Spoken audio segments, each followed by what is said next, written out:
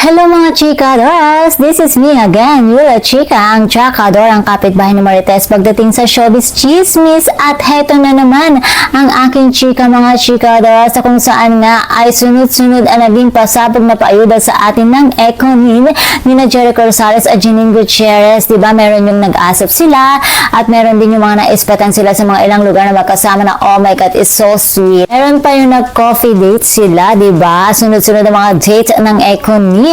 At heto pa mga chikadoras, matapos nga ang matagumpay ng kanilang pagsasama sa kanilang first ever na teleserye na Lavender Fields, Jericho Rosales at Janine Gutierrez, ay magkakaroon muli sila ng next project at in-reveal na nga ang title nito at ito ang The Accused. Title pa lamang ay sobrang bigat na dahil nga naman bigatin din naman ang bida na sina Eco at Janine. Mukhang crime drama ito kaya naman nakaka-excite. Speaking of The Accused, Janine Gutierrez inakusahan na nagbabayad umano siya ng mga ilang mga fans para lamang patunugin na ang tambalan nila ni Eco. Ay mga chikadoras, basahin nyo na lamang, nakita ko yan sa X, pero ito ay isa pong fake news dahil nga naman hindi yan ang official account ni Miss Nelia at hindi yan mga gawa ni Janine. Hindi niya kailangan magbayad para lang patunugin ang tambalan nila ni Eco, diba? Dahil nga naman matunog na ito. Sa lahat ng mga Econin fans, if ever man na ma-encounter nyo ang post na ito or mabasa nyo, ay wag na wag po kayo maniniwala dahil ito ay isang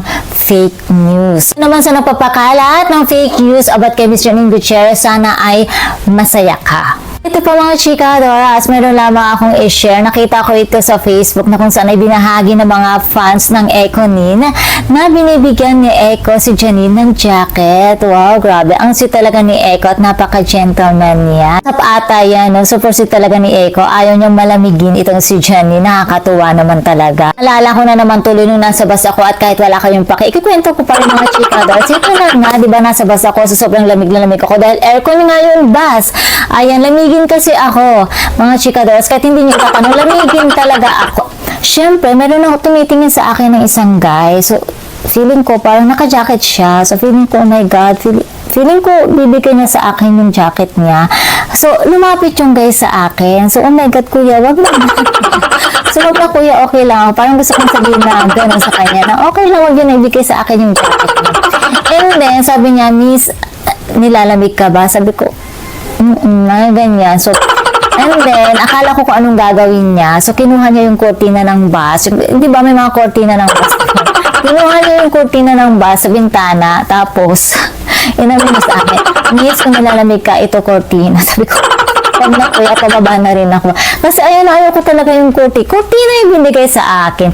Kurtina nga po yung binigay sa akin. Ayaw ko yung kurtina dahil nga naman feeling ko sobrang maalikabok na yun. Diba? Tapos madumi na. Tapos ibibigay sa akin. Diba? Kapag ganito, kapag tsaka ako, ganito na. Paano pag maganda? Pag maganda, jacket ang ibibigay mo. Pag tsaka, kurtina. Diba? So, ayun mga chikadoras. Naalala ko lang. So, dahil dun sa experience ko na yun, natuto ako na wag ako maging assuming. Ayan. Tayo sa Econin mga chikadoras, kaya naman nabangan natin ang kanilang bagong proyekto na The Accused na paniguradong bigatin din ang mga stars na kanilang mga kasama. Kaya naman nakaka-excite ito.